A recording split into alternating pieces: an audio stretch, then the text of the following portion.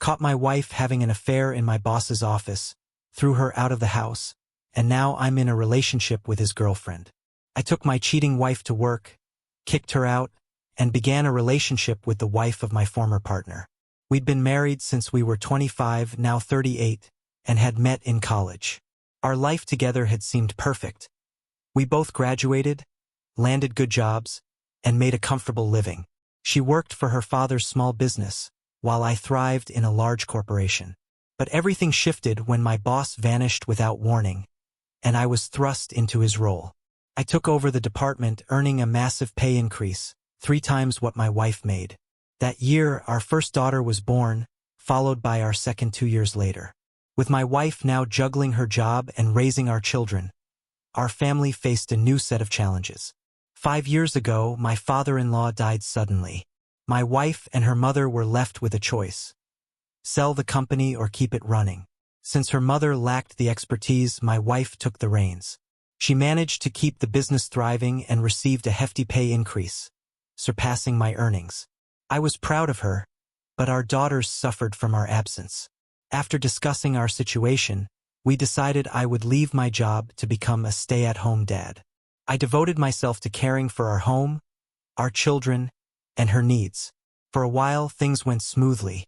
I took pride in pampering her and managing everything at home. But a year ago, things took a dark turn. My wife, once appreciative, began to criticize me harshly. She questioned whether I did anything worthwhile or suggested I get a real job. I had sacrificed my career to support her and our family. Her affection also dwindled. She stopped initiating sex, and when I brought it up, she was never interested. I assumed it was stress from the pandemic and tried harder to make her happy, but nothing seemed to work. Last weekend, during my oldest daughter's softball game, I prepared everything meticulously. I wanted to capture a video for my parents to share in our daughter's moment. But as I looked through the camera, an unsettling feeling settled in. Something was wrong, something I couldn't yet understand. I'd been trying to keep my family together, juggling the chaos of being a stay-at-home dad while my wife ran her father's business. But last weekend, everything shattered. My parents, who live far away, rarely see my daughters.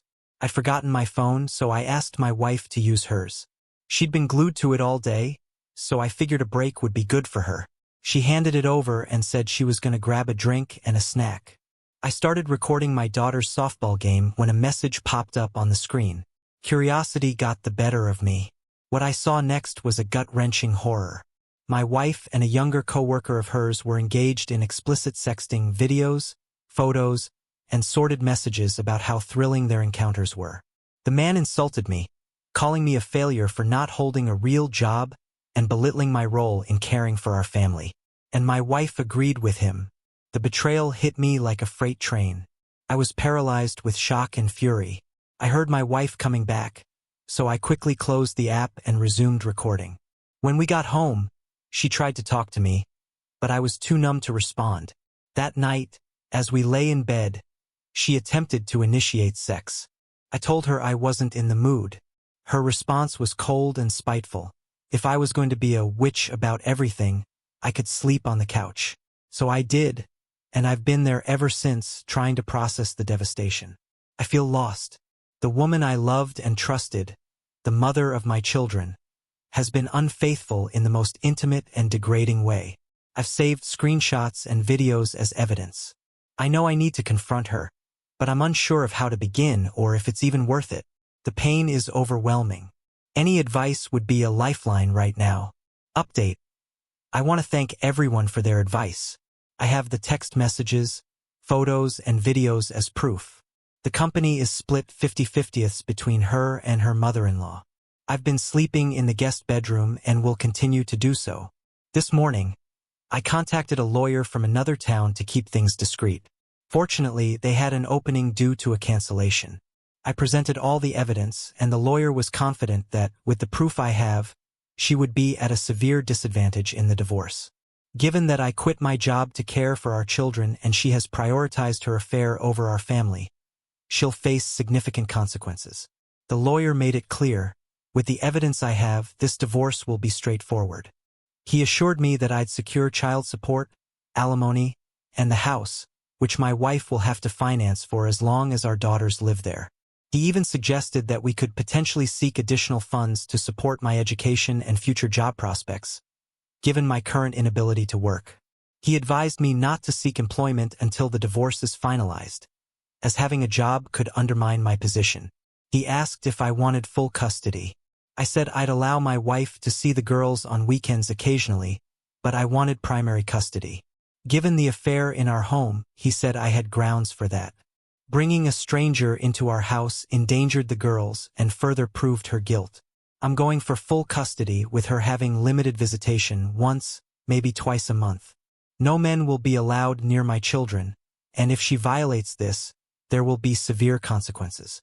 The lawyer instructed me to stay silent until the draft is ready. He said to act as if everything is normal, no arguments, no issues, and to sleep in separate beds. He warned me not to confront her or make any moves until the legal documents are served, which should happen next week. After that, I can speak freely about her. For now, I'm to keep a facade of normalcy. As soon as I got home, I started preparing dinner and acting as though nothing was wrong. I will maintain this act until she's officially served. I'll provide updates as I can, but I'm keeping the rest private for now. A quick update. The lawyer also recommended getting an STD test for myself and a health check for the girls. He said that incidents like these often aren't isolated and that it's prudent to be thorough. Hearing that was a gut punch, but it's why we hire professionals, to keep us grounded and fight for our best interests. Without his guidance, I'd be on a rampage. I'm grateful for the support and harsh truths shared by some of you. Thank you all for your encouragement during this tough time. Your messages have been a beacon as I navigate this storm.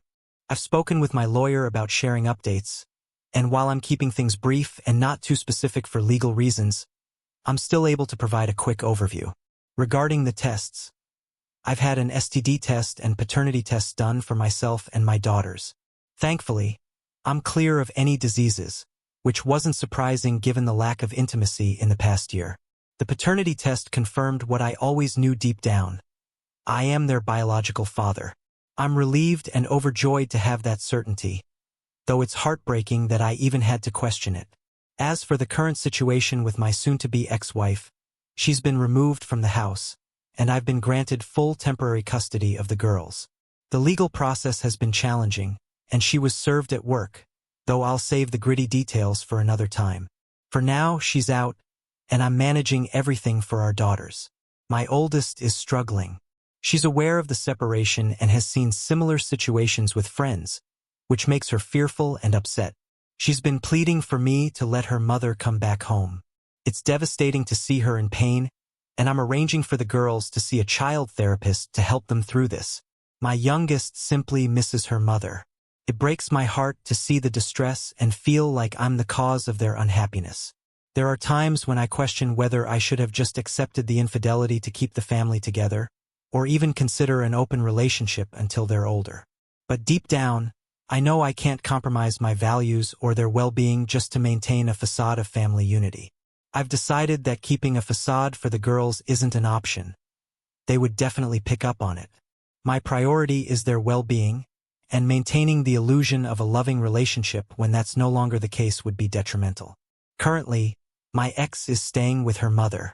My mother-in-law reached out and asked to meet. I agreed to meet with her, and while she didn't ask for specifics about the situation, she begged me not to cut her out of her granddaughter's lives. I assured her that as long as she can keep her relationship with the girls separate from the issues between her daughter and me, I have no intention of barring her from their lives. She seemed grateful for this. My ex has been attempting to contact me, trying to reconcile. Following my lawyer's advice, we are now communicating through a monitored channel, strictly focusing on matters concerning the girls. That's all for now. I'll continue to provide updates as needed, but I'll reserve the comprehensive details for a final update once everything is settled. Thank you all for your support. Update 3. Hey everyone, I wanted to share a brief update. I had Thanksgiving with my soon-to-be mother-in-law, mainly for the sake of the girls. My lawyer made sure that this meeting was solely about the children and not about any potential reconciliation. We had a candid discussion, mostly about how we'll handle things moving forward. During our talk, She revealed some background about my ex that I hadn't known. Apparently, my ex had been cheated on by her high school boyfriend, someone I hadn't even heard of before. According to my mother-in-law, this guy came from a family that was known for trouble, and she had advised her daughter to stay away. Apparently, one night she caught him with his head between another girl's legs and his tongue in her jewelry box. Whatever that means, it's a strange twist of fate to learn this now, but it puts some context around the patterns of behavior. For now, I'm focused on ensuring the best for my daughters and navigating the legal process. I'll update you all with more once things are finalized. My mother-in-law has been very understanding throughout this ordeal. She knows her daughter's actions have caused a lot of pain and wants to do everything possible to make things easier for the girls. She's assured me that she'll keep her daughter's behavior in check and won't let it interfere with the divorce process. A few days before Thanksgiving, my mother-in-law asked if I would come over for dinner with the girls. I inquired whether my soon-to-be ex would be present, and when I learned she would be, I hesitated. My mother-in-law understood and requested that we keep the holiday gathering as normal as possible for the children's sake. She advised me to consult with my lawyer, and after getting their approval, I agreed to attend. Despite my reservations, I swallowed my pride for the sake of the girls and went. The evening was undeniably awkward. My soon-to-be ex-wife greeted our daughters warmly but then attempted to hug and kiss me, which I instinctively avoided. I hugged my mother-in-law, and though my ex tried to act as if we were still a couple, I remained distant, responding to her attempts at conversation with minimal engagement.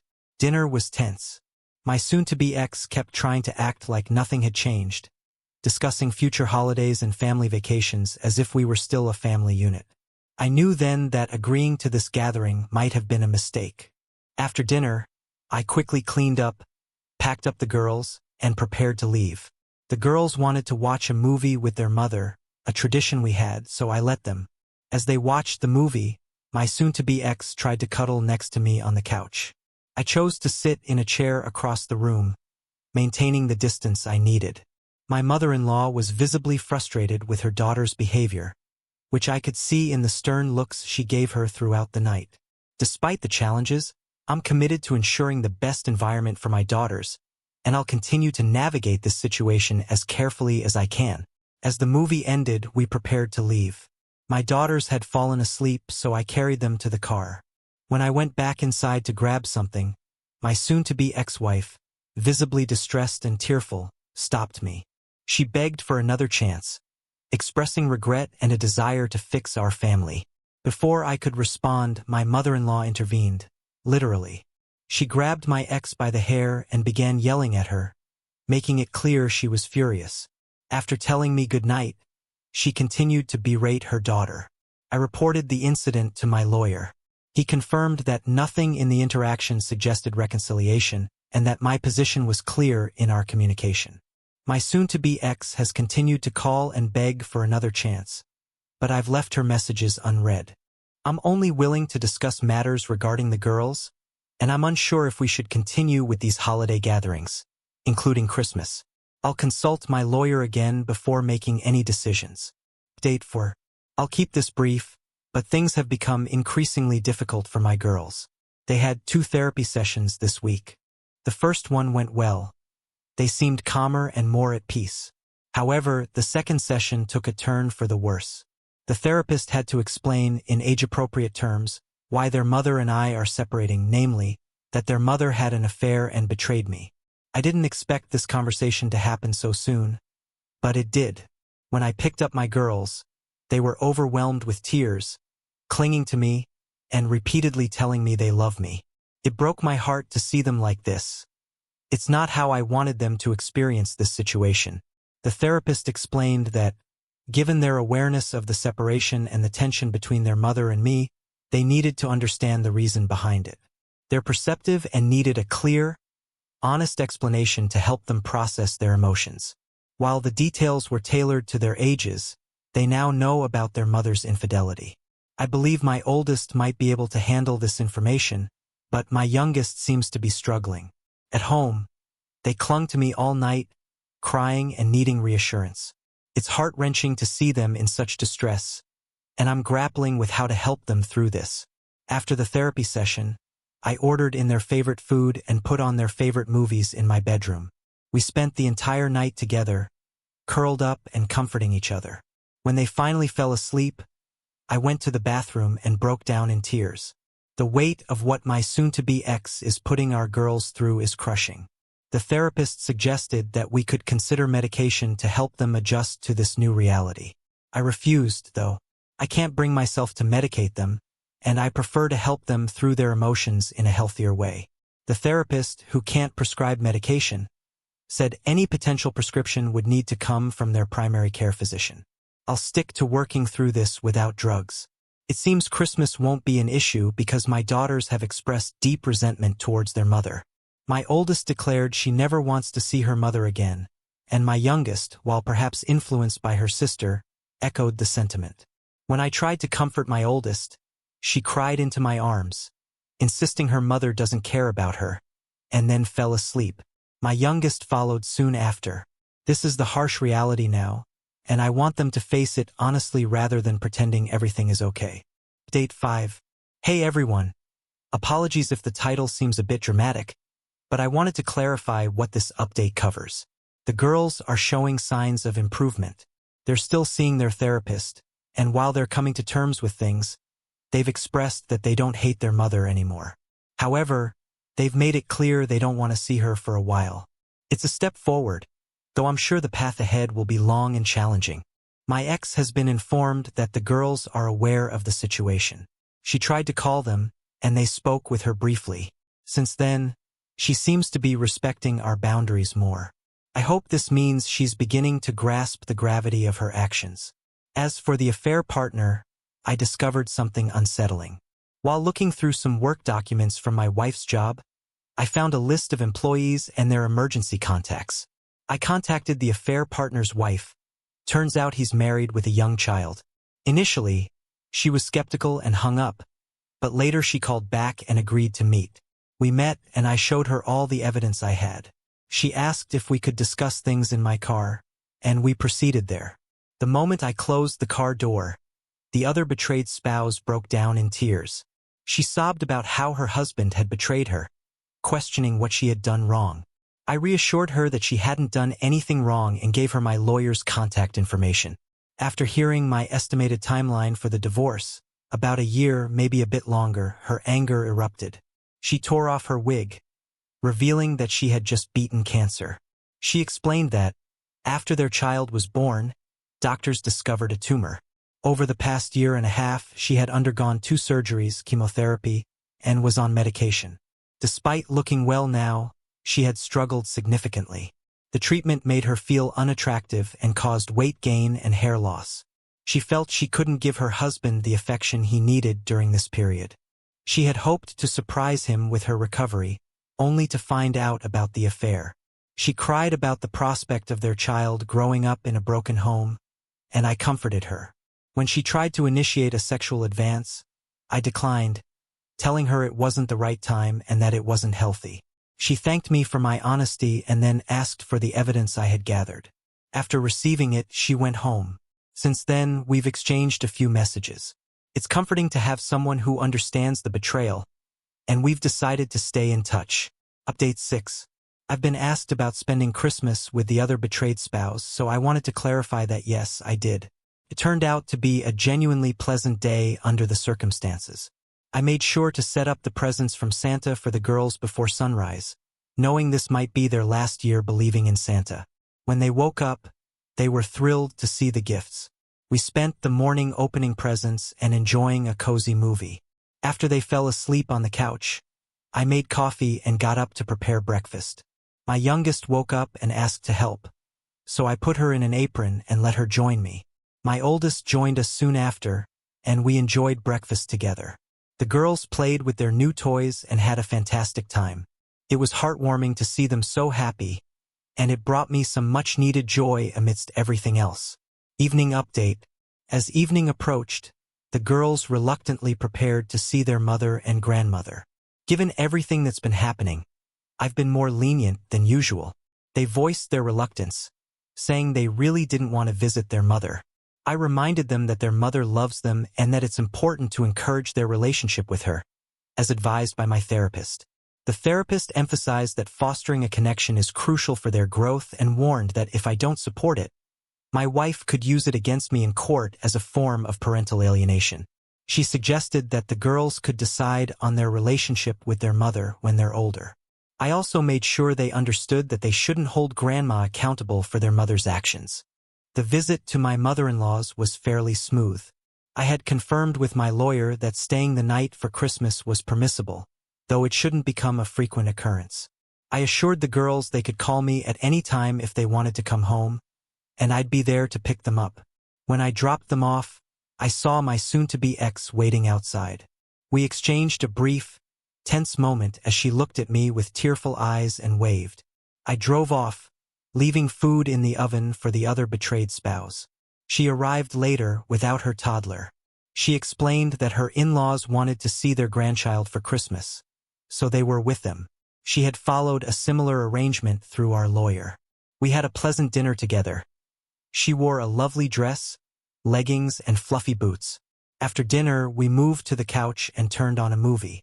Our conversation flowed from our past experiences to our current struggles. Eventually, I opened a bottle of wine, which is a rare treat for me, especially on Christmas. She asked if she could have some, and after confirming she was okay, I poured her a glass. As the evening progressed, our conversation shifted to lighter topics, and we started laughing and sharing more personal stories. 2 bottles later, our discussion turned intimate, sharing our kinks, desires, and personal preferences. Turned out we had a lot in common. During our conversations, she mentioned how my wife was both lucky and had made a huge mistake. I asked if her husband was aware of the affair. Some people suggested I should have reassured her by complimenting her appearance, but I felt that might not have been appropriate given the context. However, I did tell her that she looked beautiful without her wig and that she had a lovely pixie cut. She was very moved by this. As we continued talking, we ended up watching a movie together and cuddling, which eventually led to a more intimate experience in my bedroom. We shared a passionate and tender night, filled with kissing and slow, loving sex. Afterward, we cuddled and cried together before falling asleep. The next morning, we had breakfast and showered. I asked if she had planned for the night to go the way it did. She laughed and said no, but mentioned that she always keeps an extra set of clothes just in case. As we were saying goodbye, she asked if I had felt anything from our time together. I was honest and said yes, but stressed that we need to focus on our children and ourselves. She agreed and said we could explore these feelings further later on. She gave me a kiss on the cheek, thanked me for a wonderful night, and promised to text me later. I then picked up my daughters, who had a good time with their grandmother. They said their mom had behaved well for the most part. Now, I'm preparing dinner and planning to spend the evening with my girls. Sharing these updates here has been like therapy for me. I believe that connecting with the other betrayed spouse has been beneficial for both of us, allowing us to share a unique intimacy. I'm sorry for everything that's happened to you and your girls, but it seems like things are moving in a positive direction. Do you think starting a relationship with the affair partner's spouse crosses a line? Let us know your thoughts. Thanks for joining us, and don't forget to like, subscribe, and hit the notification bell to stay updated on our next video.